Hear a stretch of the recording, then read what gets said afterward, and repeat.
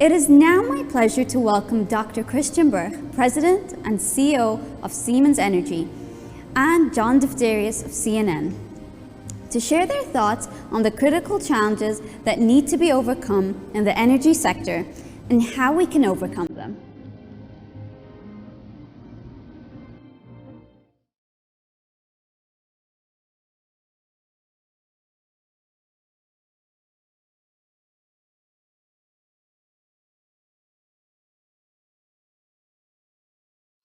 It's a real pleasure to be back as part of the World Government Summit and the dialogue that it inspires. In the last year, as you know, we've been forced into a global rethink across government, business, and society. Demand for energy plummeted in the second quarter of 2020. It is on the mend, but it does present a couple of major dual challenges for the energy sector. Can we have the level of investment needed for demand that's coming, particularly from the developing world? Can governments afford it?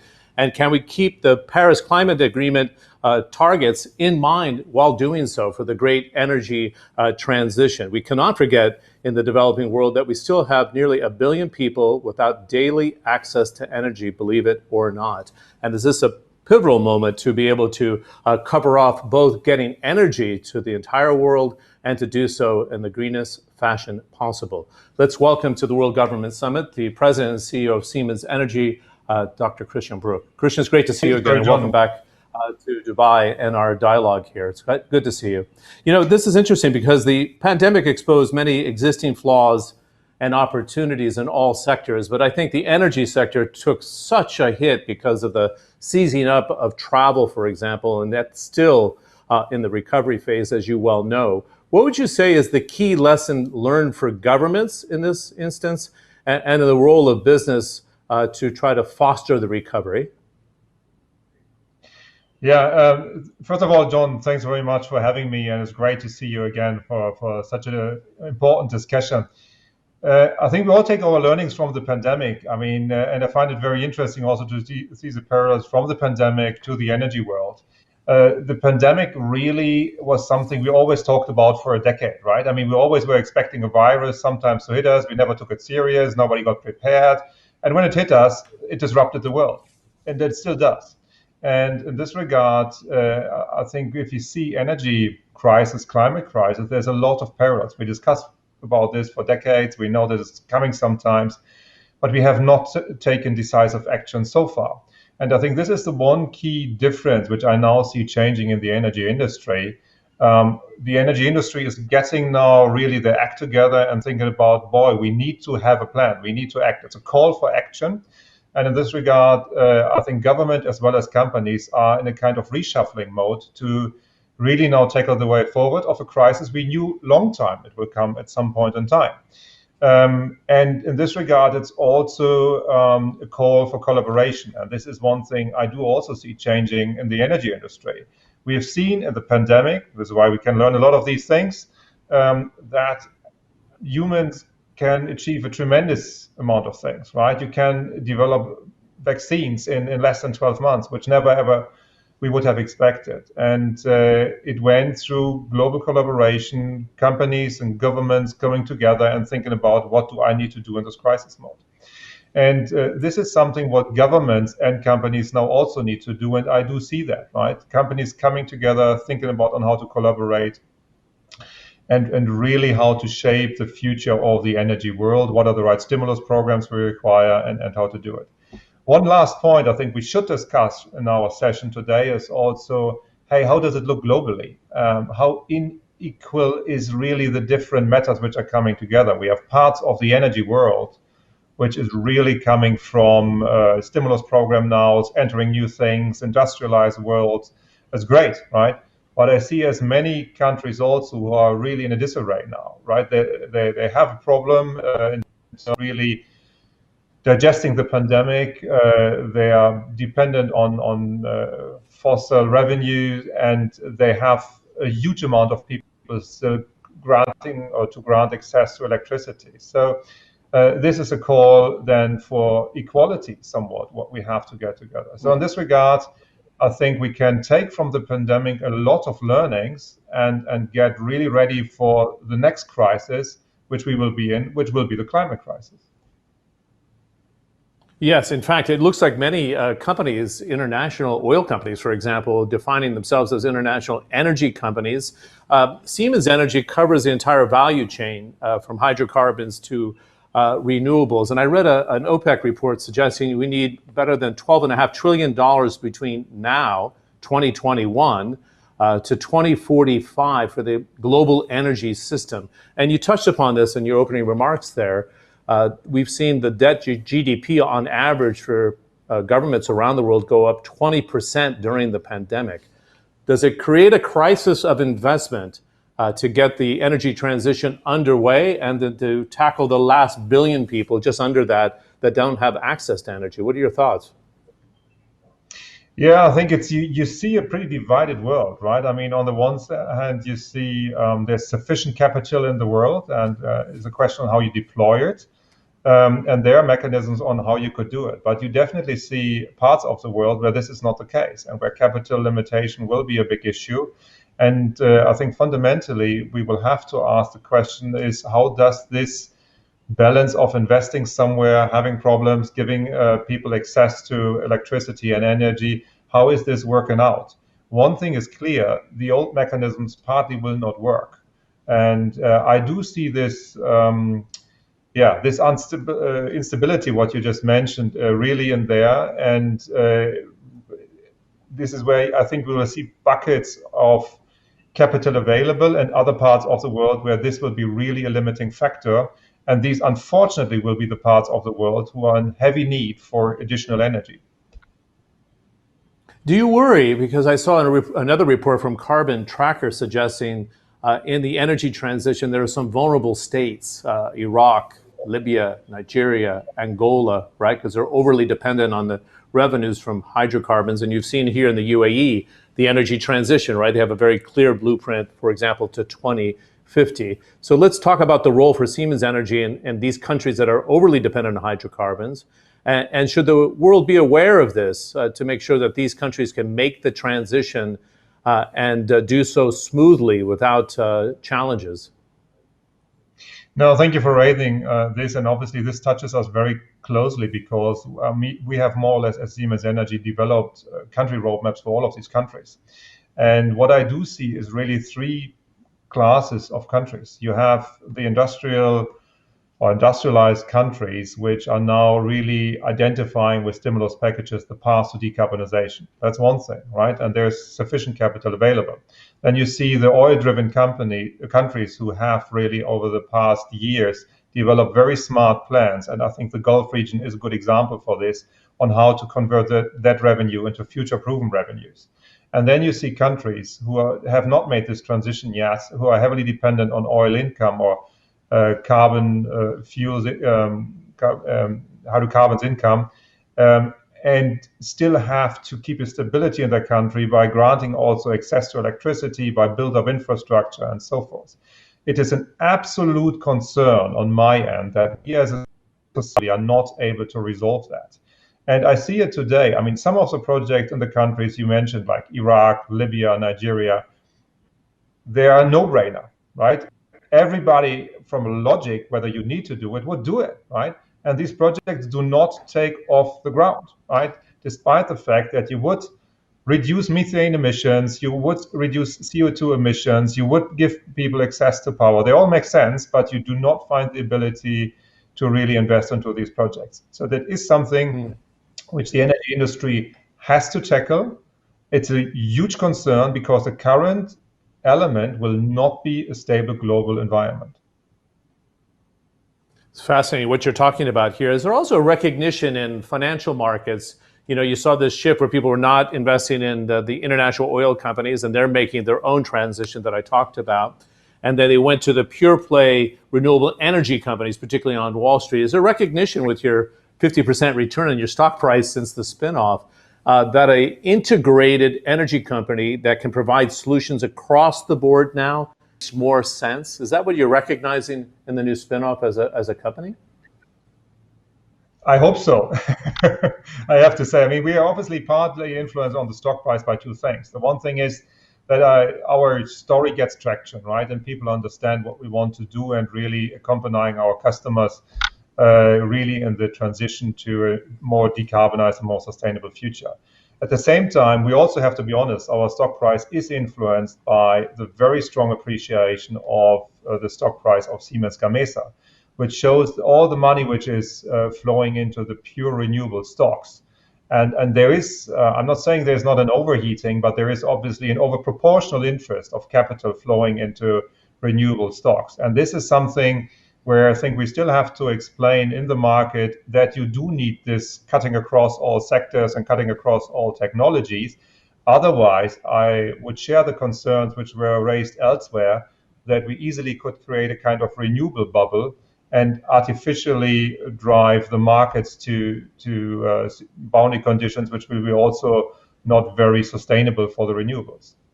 Let me just touch upon the kind of the big fear I'm seeing in financial markets today, and governments need to be aware, of course, and that's why we're having this dialogue within the WGS, is there's a lot of hot money around, right, with all the stimulus packages that are out there. Does it create a bubble? Does it reignite inflation? Would you say that's your biggest concern for 2021?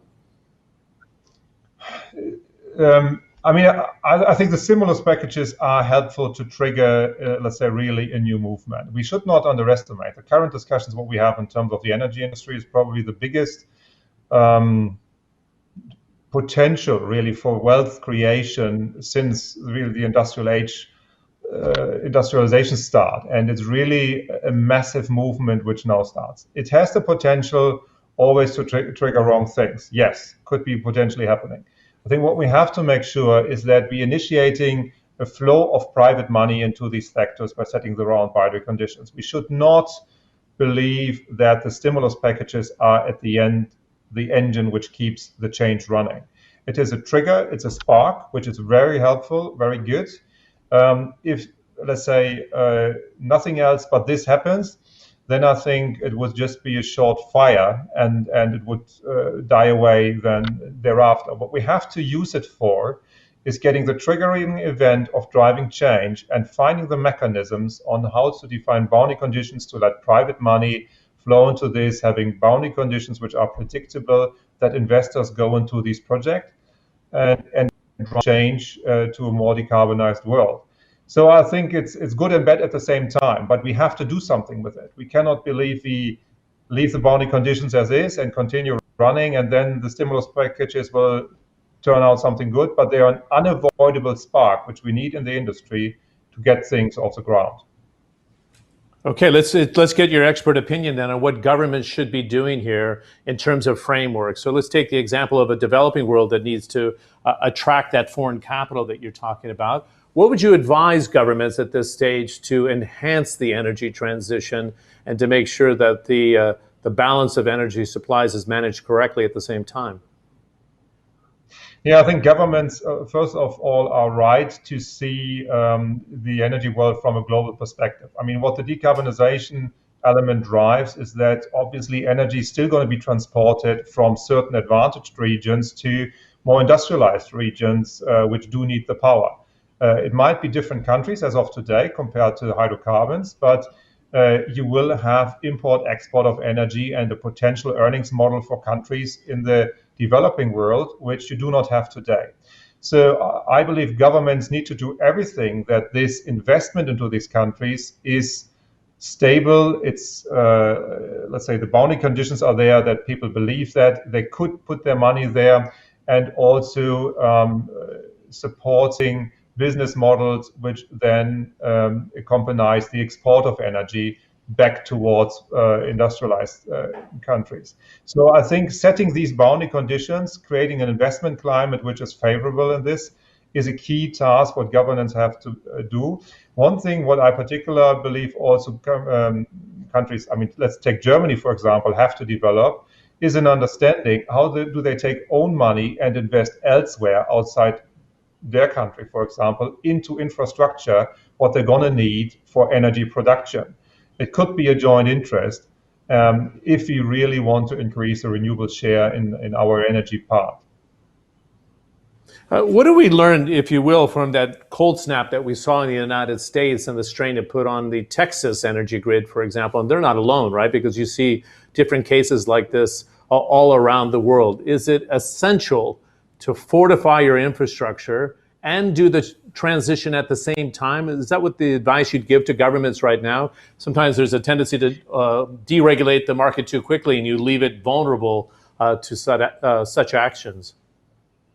Yeah, and I couldn't agree more to what you're just hinting to, and I fully agree. I mean, if I look on the energy world, I think there are three advices I would give to governments in terms of what you should drive. The one thing is, with all rigor, drive the coal to something.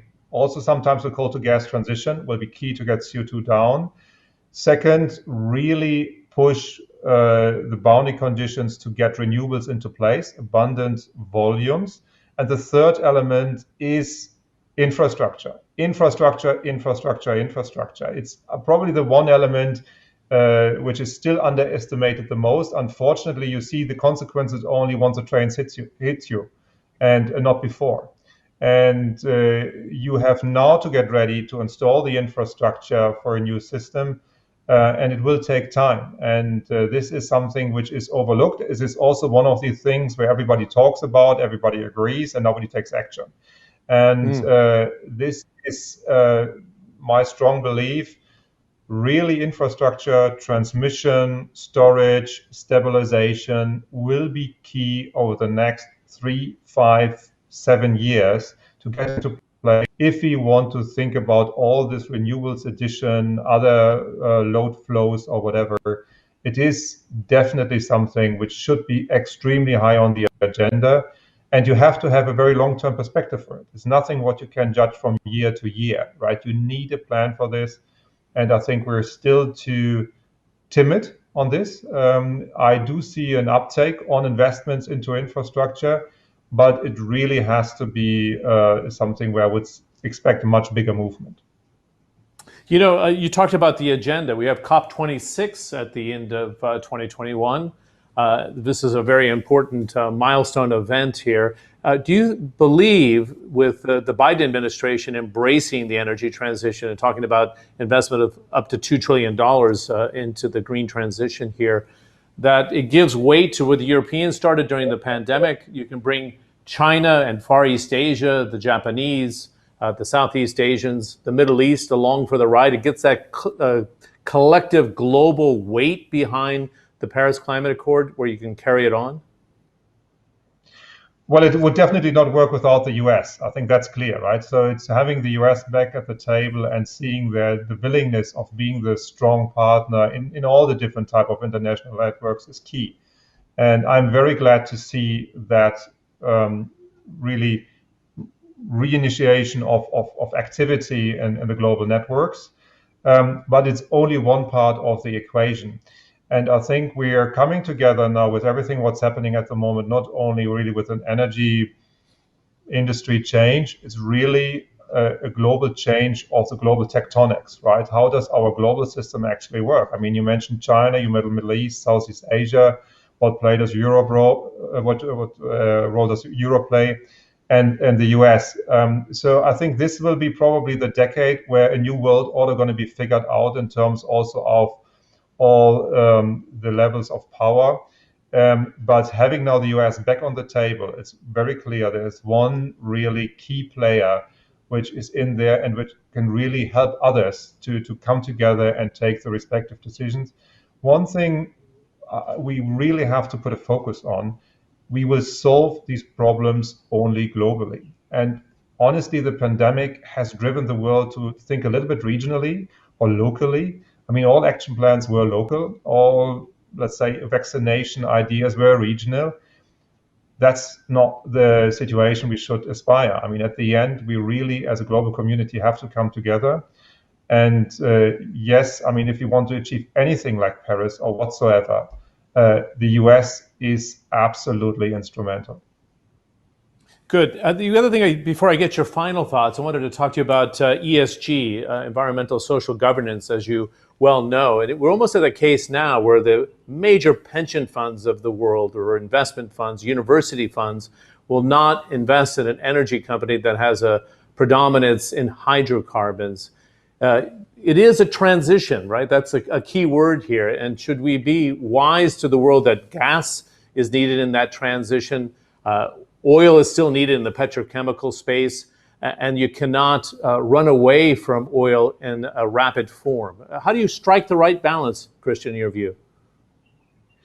Yeah, I mean, you know that I'm a believer in these interim solutions, and also I do believe we do need for an interim natural gas, but I think it's our role as an industry to define at the same time the path out of it.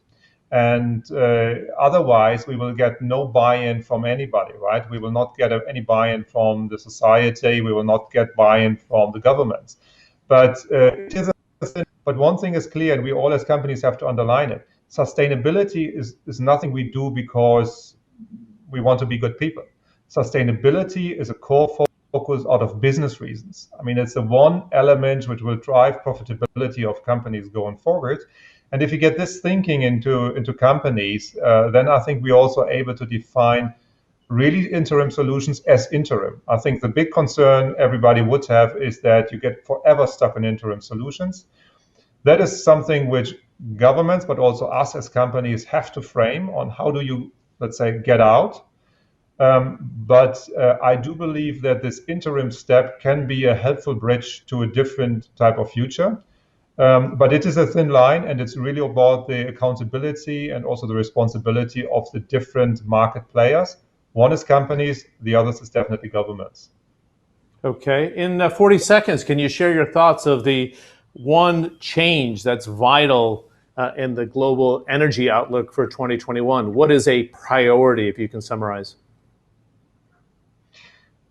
These are always the most challenging questions at the end, the 30 seconds wrap up. I mean, the one big change I want to see, and I think it's absolutely needed, is collaboration in the energy industry. Parties coming together to solve really future problems. And this is what I would see as a major item. Okay. Christian, it's always great to see you, and thanks for the insights and covering the energy transition. It's been one heck of a 12-month period, but I think it was a wake-up call also to the world that climate change has to be a priority. Thanks again for your time, and it's good to see you. Thanks, John. Thanks for everything. Stay healthy. Thank you. Yeah, thank you very much. And let's pass it back to the WGS organizers and thank them again for the invitation. Thank you to our speakers on that illuminating discussion.